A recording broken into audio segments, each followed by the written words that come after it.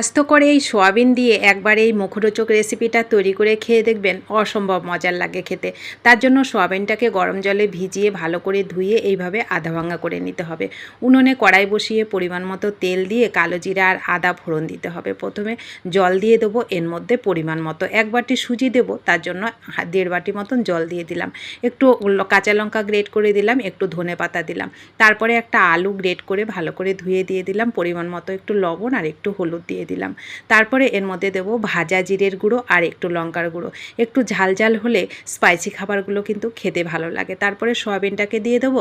তারপরে একটু নেড়ে চেড়ে একটু 1 বাটি সুজি দিয়ে ভালো করে একটা ডো তৈরি করে একটু গরম থাকতে থাকতে একটা থালার মধ্যে দিয়ে সুন্দর করে আপনার পছন্দের শেপে এগুলোকে কেটে নিয়ে গরম তেলে একটু মুচমুচে করে ভাজা করে নেন।